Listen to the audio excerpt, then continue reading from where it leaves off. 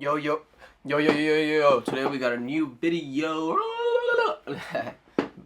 Road to 100K. Road to 100K. Go ahead and subscribe. Like, comment, subscribe. Do what you guys got to do. But today we got a new video, and we haven't watched it on our channel yet, but we got Kendall Ray, pregnant teen body discovered by family 1.5 miles from home. Justice for Mia Campos. I not used. Well, I kind of watch her. Don't watch her a lot. I sometimes tend to watch her just when anybody like tends to go missing or like a murder happens, and she kind of covers it. She's pretty good with covering it. She's cool. She like gives background information and then talks to like sometimes the victim. We're probably gonna do like 15 minutes of it, 20 minutes of it. Probably not the whole thing, but if you guys do want to watch the whole thing, you guys are more than welcome to go to her video and check it out. I'm not gonna watch the whole thing just because I got a lot of things that I gotta do, but we will watch this part, and we're gonna start it now. I love you guys. Thank you guys for watching, and I got a couple videos for you guys. Like and subscribe. Hello everyone, and welcome back to True Crime with Kendall Ray. Thank you so much for joining me today, and if you are new, then welcome. I'm so happy to have you, and be sure to click subscribe so that you never miss an upload. Subscribe. So Never guys, miss an today, upload, y'all. We're going to be talking about an absolutely heartbreaking case. I'm going to be discussing the very recent murder of Mia Campos and also her unborn son, Sebastian. By the time this episode goes up, it will be less than 2 months since Mia and her son were murdered. And because of that, it's an active and ongoing case, and therefore there could be updates that come out in between the time that I'm recording this and between the time it gets to you. So if that is the case, I will be sure to pin a comment with any updates or put it in the description box, something like that, so you guys can stay up to date on the case. Also, with this case being active and not going through trial yet, I just put updates. So it says case update. Since filming, Jesus Moreno was released on a $56,000 bond, a decision that Mia's family vehemently disagreed with. Protests in Gwinnett County have begun as a result of this decision, and the loved ones say that they will not stop fighting until justice is served. Nope. I need to say that everyone I speak about in this episode is innocent until proven guilty in a court of law. True. All Mia's family, the investigators, some people you could just tell they're guilty, and myself, all feeling very strongly about who the guilty person here is, and I'm sure you will all agree. Our justice system says that until they are convicted, they have the presumption of innocence, of course. But I really hope that by talking about this case, we can bring some more support and resources to this family who has just been through the worst thing that you can possibly go through. Mia Campos was only 16 I hope that her family's years old. doing okay. She had her whole life ahead of her, and not to mention her unborn son didn't even get the opportunity to begin his life. And since all of this has happened so suddenly and so shockingly for this family, they have really been, thrown into a world that they, I'm sure, never thought they would have to navigate. And I know they do have a lot of support, but the more support we can send their way. I'm not trying to be rude or anything, but like the fact that she was pregnant at 16, her family should have known like who the guy was.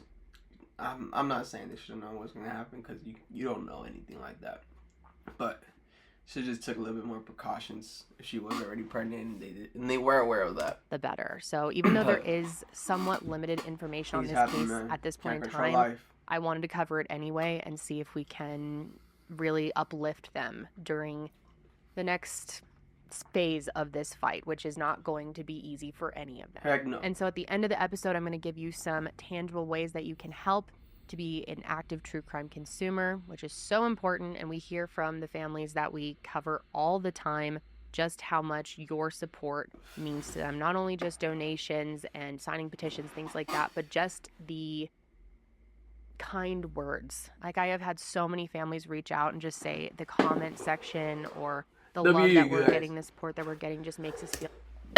W to you guys for always being like nice to the families. You guys are great. You guys are great. Like, we're not in this fight alone, and that is such a vital thing for these families to have. That's what I hear over and over from families that we work with is sometimes you can just feel so alone going through this process. Now, before we jump into the details of this case and exactly what happened here to Mia and Sebastian, I want to tell you more about what we do know about Mia and her life, who she was, and the circumstances, of course, that led up to her death.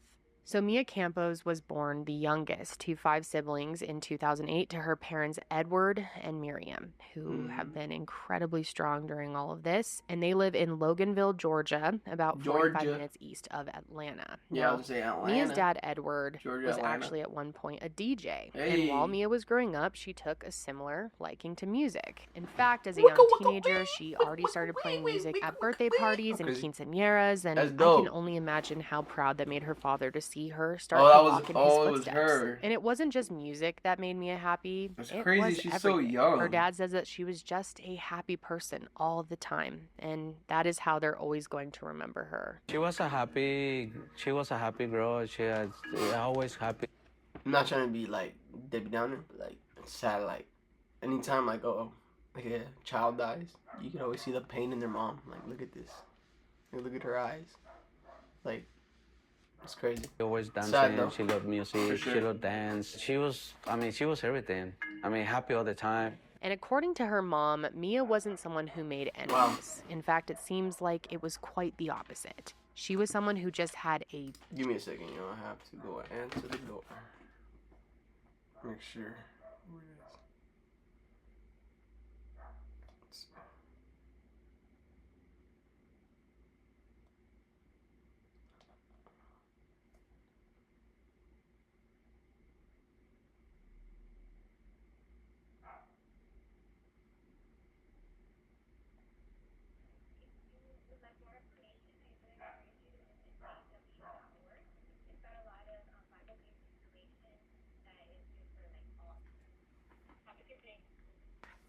You guys too. I really don't want to answer the door. I'm kind of making a video, so we're a little busy right now, y'all. Genuinely good heart and a contagious smile, and it made her just an easy person to be around. She was even said to be popular among customers at Dunkin' Donuts, which is where she worked. But the most important thing about Mia that you need to know, and it was the most relevant thing going on in her life at the time, is the fact that in July of 2024, she was 7.5 months pregnant. Wait, the fact that in July of 2024... Oh my god, that long ago. What the fuck? That was literally like 3 months ago. What are we on? August? No, July. Oh no, September, August, July. Yeah, that was 3 months ago. That's crazy. That's crazy. 7.5 months pregnant. When did she Less go missing? than 2 months ago. She was getting ready to welcome her son into the 2 world. months. That's what I said. And she had already picked out a name for him, Sebastian. And she and Sebastian should be here today. So when Mia actually became pregnant, she was 15 years old, which is obviously very young, and I know there are going to be very judgmental comments, so please try to hold back. There's nothing productive about that. You gotta remember that back in the old times, that was the standard age. That shit is ridiculous. What's really it is what it is. Sometimes you feel old at 15, even though you're really not. And I feel like that gives you more life experiences, but important here is that even though Mia's family at first was shocked, how you think about it? They were, scared, I think. Of course. And every family handles and reacts to a teen pregnancy so differently. Yeah, way different. But one thing that I love about this family is that they made the decision to support Mia and love this new member of their family, no matter what the circumstances were around her pregnancy. That's sweet. Of course, like I said, it was shocking to them when they first found out. That's sweet. But they got on board and gave her nothing but love and support throughout her pregnancy. Even when Mia's brother, Alexis, who is very, very close with Mia, and I will be talking about him a lot in this episode. That's dope. When he found out, he said he felt angry, upset, and even disappointed, which are all valid feelings to have. I mean, obviously, but, I think as time went on, they got more comfortable with the idea and realized that this was a blessing for them in a lot of ways, and that they just wanted to do everything they could to help her through this time and help her through My bad if you hear navigating my dog motherhood barking at in such the a young background. age. But if there's Not working one on the big volume. takeaway from this episode, it's that the Campos family is Right there. incredibly loving, incredibly close, We and should be good strong, right there. and they would do literally anything for Mia. And if that meant Aw. getting on board and just supporting Mia at the end of the day, no matter what, they were prepared to do that. And throughout this episode, I'm going That's to be sad. playing several interview clips of So I their can't, family, like- and I think you guys are just So going I to be hate so watching the whole impressed with thing. their I don't strength want to cry for you. and That shit's the sad as way fuck. that they What the loved fuck? their daughter unconditionally, which Especially, is like, just so she's not beautiful even- to me. She wasn't even. And I even wanna in the start 20s, with I this feel like clip. Well, that's we young. found out when But she she was wasn't pregnant. even- My she didn't wife, even she be was the one. 21. She got pregnant. First, we was kind of upset Well, because yeah. 15 years old. It's like it's Come on. normal. It's not normal for kids, It's not. to get pregnant at that age. But I was angry. I was upset. But 2 months later, when I see the belly, is getting bigger and bigger and bigger, I just Started fell getting in love happy. with my grandson, Aw. and I told her, you know what, mija, you got our support, like a parents, you got 100% support, from your mom and myself. And it's like, Damn. don't worry about it. I say, you don't need anything, nobody, you don't need anything else from nobody. I said, you be good. Everything is good. Everything's going to be fine. I was angry. It's I was fucked really up. upset. I was really disappointed. I was mad. Whoever did that to her. I wanted to find out where he lived and, do Fuck his whatever a ass. big brother has to do when they're mad. But I thought about Mia and I thought, I can't do that to her. I didn't want her to think that she Damn. made a big mistake. I really loved both Alexis and Edward's message here.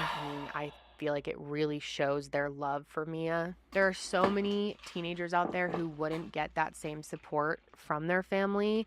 And it's just amazing to see that even though this was a challenging time, they were up for the challenge. I'm That's so why it grateful hits me that more, Mia had 'cause they their support her. support for many reasons, but It's especially crazy. because there was one person who didn't seem to want to support her, and that's the baby's father, Jesus What? Monroy. That's Now, crazy. Jesus and Mia were first introduced by Mia's brother, Alexis, but I want to be super clear here that it wasn't that kind of introduction. I think it mean, was just he like a wasn't friend intentionally friend. trying to set them up or anything like that. That wasn't even on his mind. I mean, Jesus was 19 years old, so Alexis That's wasn't even crazy. thinking anything would happen because he was so much older than his sister. And I'm sure many of you are starting to think about the legality around that relationship. The fact that she was 15 years old and And he was 19. 19.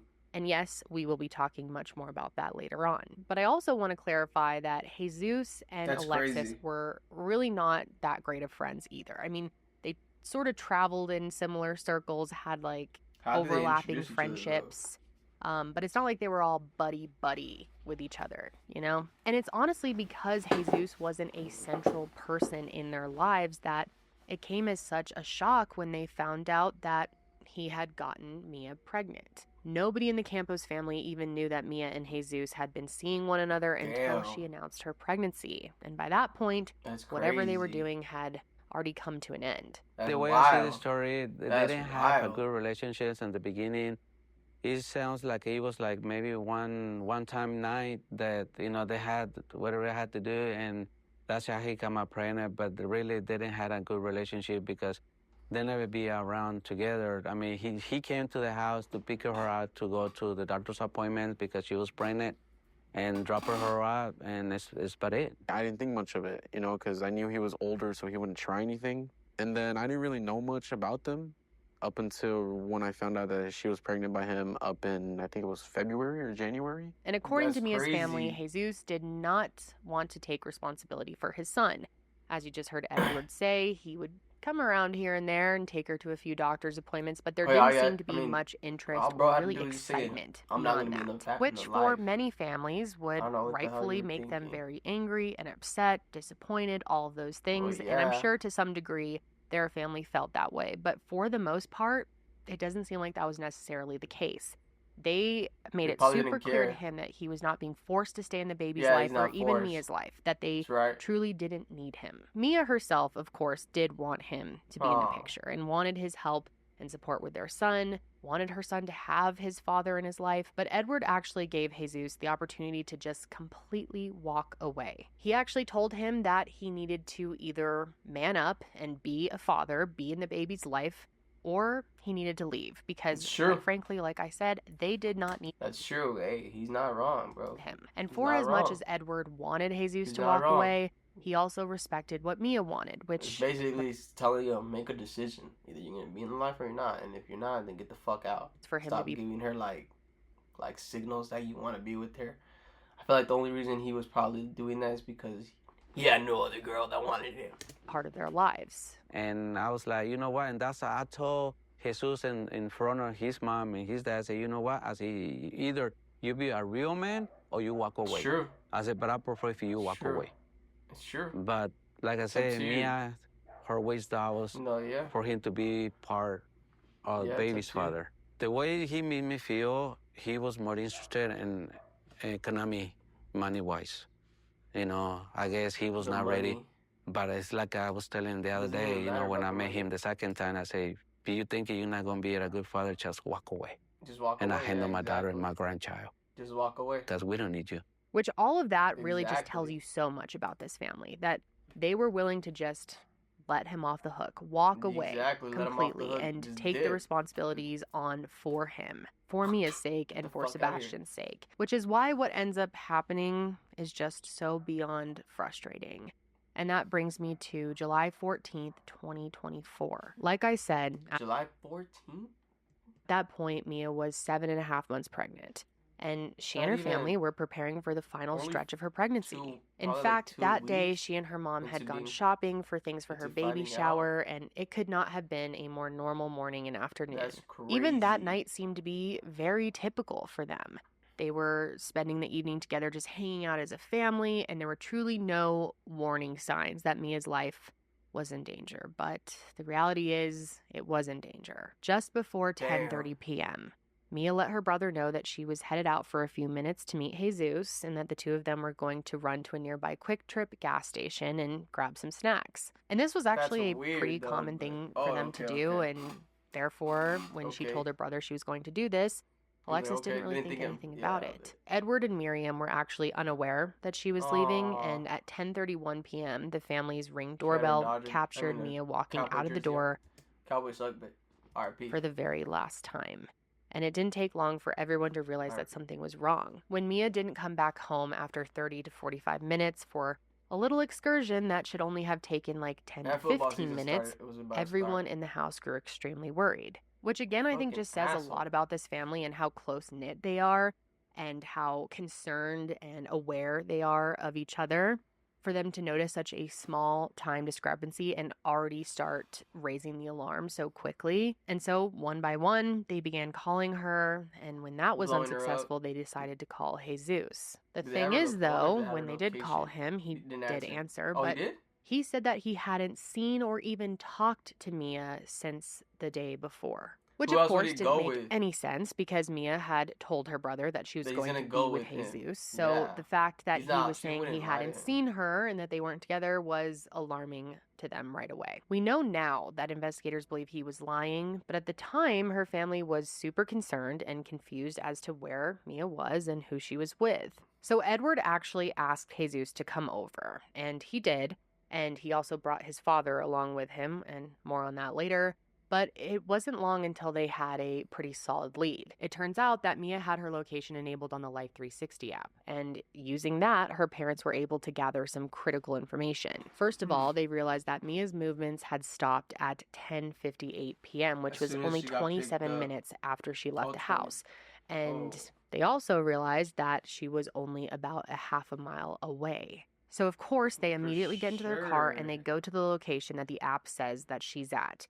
And when they get there, they realize that her location isn't on the roadway, but the app is actually showing that her location is deeper into the tree line. So Edward and Jesus began walking up through the dirt and debris, and that's when they found her. Well, actually, that's when Jesus found her. Mia was found 20 to 30 feet from the roadway, face down and not breathing. Her nose was slightly bleeding, but there was no major signs of trauma.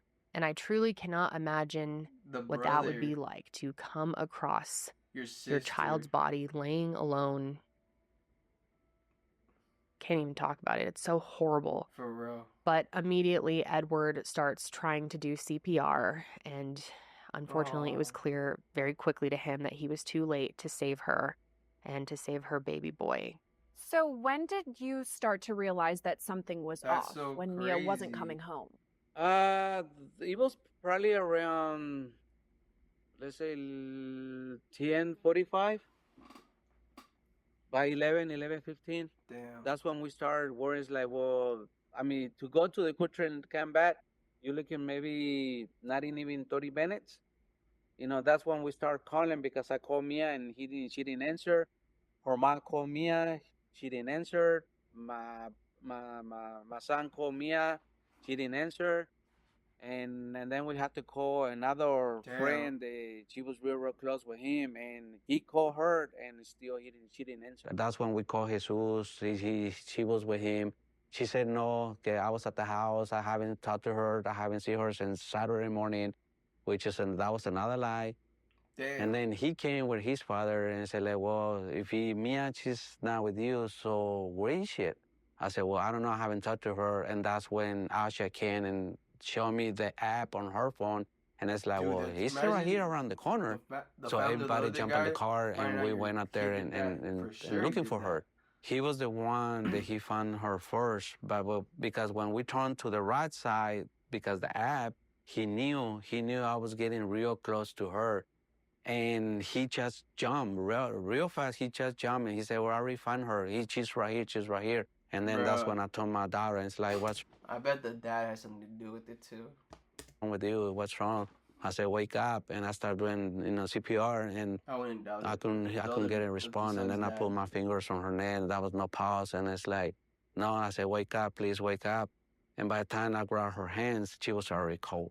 Mia was found at 12:50 a.m. I bet it was both of them, and they both jumped their baby. And by 1 a.m., emergency services had arrived on the scene. Officers were told by Mia's family that she had left the night before with an unknown person because by this point they had been told by Jesus that she wasn't with him, which is why in the early reporting on this case, you'll actually see it mentioned that Mia was lured out of her home by an unknown person. But investigators didn't take long to connect the dots right back to Jesus. In those early morning hours of July 15th, the Campos family says that Jesus was not acting the way that they would expect someone to act after having just found the mother of their unborn child and their child dead. At one point, it was said that he had just fallen asleep in his car. And then at other points, he was very, very quiet and seemed to be completely unemotional. Was he showing any emotion? Did he seem to react in a normal way? No. It was like cold-blooded. He was like he oh, didn't well. care. Because if that was the father if he was the baby of the father, or cared a little bit, I'm the father of the baby, I'm going to react differently. I'm going to react crazy. I'm going to cry. I'm going to what happened to my baby? Nothing. Because he knew. He knew what he did. And of course, again, innocent until proven guilty in a court of law, of course. But if that's not strange to you, listen to this. Alexis says that he was sitting next to Jesus on the side of the road while police were arriving on scene.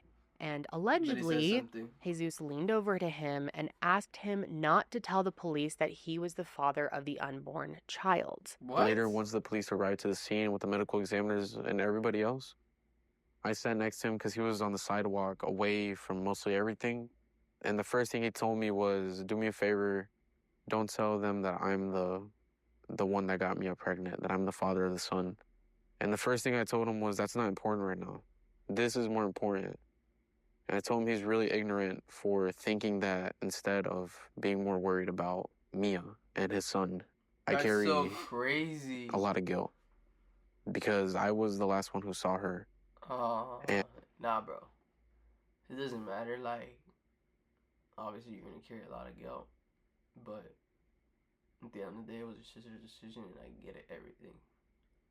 But it's not your fault, bro. It's not your fault. It's not your fault. It's not. Things happen. Mia was meant for a bigger purpose, and to get a bigger story out there for people like teens like this or things like this can be prevented in the long run.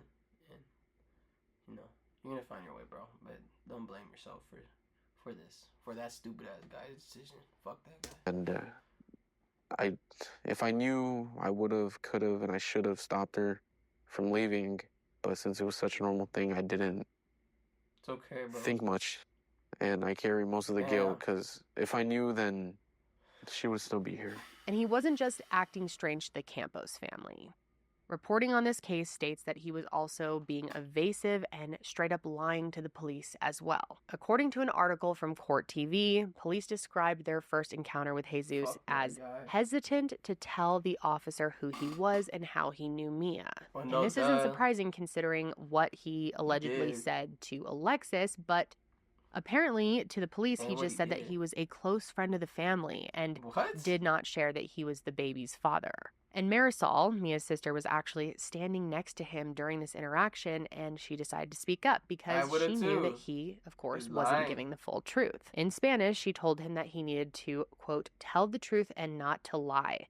But after that, he decided he was done speaking.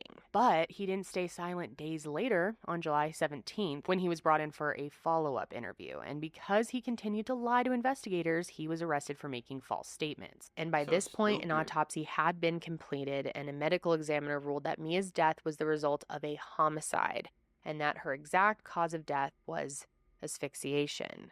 And at first in reporting, there was no mention of Jesus being considered a suspect in Mia's murder, but then on July 23rd, 2024, he was charged with malice murder, felony murder, feticide. Typically, whenever a spouse dies, it's always the boyfriend or the girlfriend, which is crazy to me. An aggravated assault in the killing of Mia Campos and her unborn baby. And while Jesus is innocent until proven guilty in a court of law, Mia's family feels very strongly that he is the person responsible for the murder of their daughter and their grandson. And I want to touch on a few more reasons why they feel so strongly about this. According to Edward, despite the fact that Jesus lived approximately 20 minutes away from their house, he seemed to arrive much quicker to their house when Mia was missing. And obviously that felt strange to him because if he were truly at home, like he said, it would have taken him longer to get there. Not to mention, he felt like it was pretty strange that his father also came with him. I mean, at that point, she was just missing. They weren't sure if anything had happened, so he just felt weird about it, and I totally get that. So, of course, he wonders if it's possible that Jesus had shared something with his father about what had happened. For sure. And again, this is just what Edward thinks, and there is no statement from authorities about this. And the father didn't call Jesus until sometime closer to midnight to say, hey, she hasn't come home, she's not responding. And he came right over with his father, which is weird. Mia's father thought was a bit of a red flag. Why are you here with your dad? You don't know that anything's wrong. But he feels that perhaps Jesus had shared with the father some information, and the father may have known more than what they knew at the time. And where does he live? Does he live in the same town? In the same general area, but the family told me that he lived about 20 minutes away. That was another sort of red flag for Mia's father when he called Jesus and said, we haven't seen her. We need you to come help us find her. He showed up pretty quickly. And the father thought that was odd. Meaning that he wasn't home. Right, like he had said. He said, I was at home, I wasn't with her. And the father's like, well, you got here awfully quick with your dad, so... And he has his own car, we believe. Yes. Okay. And another thing that he thought was weird, and I think we can all agree that this is very strange and seems to be deliberate in my opinion, and many others, of course, but he was very quick to touch Mia's body when she was found. According to Edward, Jesus sort of jumped on top of her and started touching her body when he first found her. And think about it. If they hadn't been together that day like Jesus was claiming, there would be no reason for his fingerprints to be on her. So Edward wonders if maybe he was trying to establish some sort of reason for his DNA to be on his daughter's body. And obviously that's just speculation. Who knows if he even had thought that far out, or if he was just trying to cause more of an emotional scene and make it seem like he was more upset. That's smart. Her dad is fucking smart. But I don't know. In my opinion, I think Edward's pretty spot on with that guess. Yeah. So their family feels like that was a giant red flag. And another obvious red flag is the fact that his story didn't align with what Mia said she was doing that night. Unless she lied to her brother about who she was meeting up with, Jesus was the person that she went to see that night. And I'm sure most of you are thinking, there's a pretty easy way to figure that out, and that's by looking at their cell phones. You know, if Jesus was with her that night, his location data is going to say that, or their text messages. And I imagine that investigators either have already done that or are in the process of doing that now. Okay, wow, I just found a huge update in the case. I knew that a preliminary hearing was happening today as I was recording this, so I wanted to see if anything came out of that, and a few things did. In this hearing, they confirmed that Jesus' phone was in the same area at the same time as when they believed Mia was killed. They also confirmed that Jesus and Mia had spoken that night after 8 p.m., even though Jesus said they hadn't. And before, when I said Jesus was arrested for making false statements, well, we learned in more detail during this hearing that this was why. In that follow-up interview that I mentioned earlier, Jesus... Look at his eyes, guys. They're just dark. You could just tell he did it. He does not care. Said that he hadn't seen Mia on the 14th and that they hadn't spoken since 8 p.m. that night. Bro's heart is beating out his chest. Look at his chest. Look at his chest. Look at his chest. Night, which is 2.5 hours before she disappeared. But new information says that wasn't true. It turns out that when investigators were beginning to look through Mia's phone, they noticed that she had taken and saved a screen recording. And in this video, they could see that she recorded the messages between herself and Jesus where he is asking her to meet up. Damn. Investigators also saw that he was asking her not to tell people that she was meeting up with him and to delete their messages. He even told her to delete the messages from her recent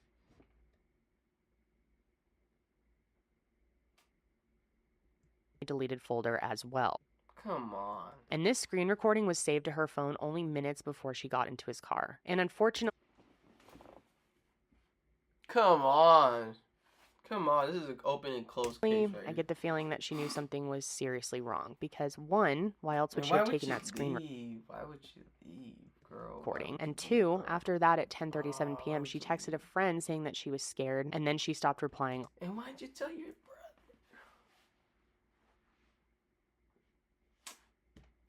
Altogether. Ultimately, all these messages are what led investigators to charge him with making false statements because he clearly had spoken to her after 8 p.m. These texts obviously allude to so much more, but he's shaking. Look at his arm. Look at he's shaking. These messages are what led investigators to charge him with making false statements because he clearly had spoken to her after 8 p.m. These texts obviously allude to so much more, but at the time, it was enough to arrest him for making false statements before officially charging him with murder. We also learned that Jesus' attorney said that besides the phone data and testimony from the family, there was little evidence to actually prove that Jesus was with Mia that night. Who else Although I would say, and I think most of you would agree, that his cell phone data placing him in the area that she died that night is pretty incriminating. Plus, Jesus admitted that he had his phone with him the entire night when he was questioned on the 17th, so it's not like he could claim someone else had it. But in the end of this hearing, the judge ruled that there was enough evidence based on the GPS coordinates and meetup text to move forward with the trial, which is great news.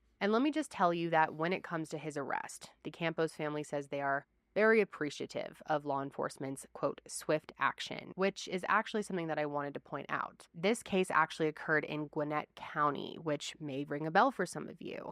It's actually the same county and law enforcement agency that investigated the murder of Susana Morales. And if you aren't familiar with that case, I covered the murder of Susana Morales earlier this year, and she was also a 16-year-old Latina teenager, but her case was extremely mishandled. In fact, it was a police officer who was responsible for her murder. Not an officer from Gwinnett County, but still. Anyways, though, I found it comforting to know that Mia's case is being given the time and attention that it deserves, that it's a much different experience than the Morales family had. And I hope that for the sake of Mia, Sebastian, and the Campos family, and for the sake of getting justice, of course, that they continue to handle and investigate this case diligently. I wish Susana and her family had been given that, but some good news is recently her killer was found guilty and sentenced to life in prison without parole. What's also an interesting connection is Jesus is actually being represented by the same attorney that prosecuted Miles Bryant. But anyways, at this point in time, there are still, of course, quite a few things that we don't know. One of those things being motive and also where exactly she was killed. Based on the time that Mia left her house and when her phone stopped moving, there is a 27-minute window for when this crime took place. But as far as anything more specific than that, it just hasn't been officially released. And as I'm sure we are all aware, determining that information is going to be absolutely critical when it comes to getting a conviction in this case. Like I said, Jesus is facing a handful of charges for his alleged crimes, and I wanted to talk a little bit more about that, specifically the difference between malice murder and felony murder. For malice murder, the prosecution is going to have to establish premeditation, and I know a lot of us, when we think of premeditation, we think days, weeks, even months of planning ahead of time. But that is not the case here, because in the state of Georgia, premeditation can actually be formed in just a matter of seconds. So that's one charge. Then we have felony murder, which does not require premeditation. To be convicted of this charge, prosecutors will have to prove only that the defendant intended to commit the felony that led to the victim's murder. So in this case, aggravated assault is the felony, and they will have to prove that he intended to commit that. Jesus is also charged with feticide, which is the act of killing a fetus, and I don't think I need to explain how that occurred here. Plus, of course, the fourth and final charge of aggravated assault. And actually, that's not necessarily where Jesus' charges are going to end. And I mean, officially, that's where they end as of right now, what's been filed at this point. But Edward says that they are planning to file an additional charge of statutory rape. I'm sure many of you are wondering about this, but if you are not familiar with what that means exactly, as I mentioned earlier, Mia was only 15 years old when she got pregnant, and Jesus was 19, which means, legally speaking, she was not old enough to consent. In Georgia, the legal age of consent is 16 years old. And legally speaking, what Jesus did meets the definition of statutory rape. And in Georgia, that is punishable by a minimum of 1 year and a maximum of 20 years in prison. Edward actually says that they were planning to file these charges against Jesus as soon as they found out Mia was pregnant, but she didn't want them to do that because she knew that it meant her son wouldn't have his father in his life. And I completely understand her reasoning for that, and I understand why her parents wanted to file those charges anyway, but decided to respect her wishes. It's just so sad thinking about the fact that she gave him so many chances to do the right thing by her and her baby, and for him to just turn around and do this, allegedly do this, I should say at this point. It's just heartbreaking, and it makes no sense. That is what is just so confusing, so maddening, so angering about this case, is that he was given an out. As we heard Edward say earlier, there was no obligation for him to stay in their lives to support Mia and Sebastian. Their family said, "You can leave. We got this." And he still felt the need to take her life. I just do not understand. I mean, it doesn't make sense in any scenario like this, but especially when they gave him that opportunity to just leave and he felt the need to kill both of them. Crazy. I will never understand. And I can't imagine being in the shoes of this family and trying to make sense of that. Trying to understand how they did everything right and were planning to 100% support Mia and her baby through this teen pregnancy, help raise that child. And now they're here. And all they can hope for is justice at the end of the day. And I think that is what we are all hoping for. And what's really heartbreaking to think about is the fact that the month that this episode is going live, it's the month that should have been the start of a beautiful future for their family, for her, for Sebastian. Damn. But instead, it's going to be a month filled with a lot of pain for her loved ones, unimaginable pain. And so today, I'm hoping that we can all really show up for the Campos family and give them as much of our support as we can. And one way that I know we can help this family is by making a donation to their GoFundMe, which was started by Mia's mother to help cover funeral expenses. Mia and Sebastian's funeral and celebration of life was held back in July. However, it's not too late to help cover those expenses. It can be very costly. And additionally, if the Campos family is going to pursue statutory rape charges against Jesus, that will undoubtedly be costly as well. I will, of course, be making a donation on behalf of my audience and this channel. But if you are able to make an additional donation as well, I'm sure they will greatly appreciate it. And as I always say, any amount helps. Even just the support of getting a small donation goes a long way. And as I mentioned earlier, another way that you can absolutely support this family is just by sending them words of strength, encouragement, kindness. That stuff goes a long way. Just letting them know that they're not alone in this fight and that you stand beside them and want to see justice for Mia and Sebastian. And even if, it's great to type those and leave comments, things like that.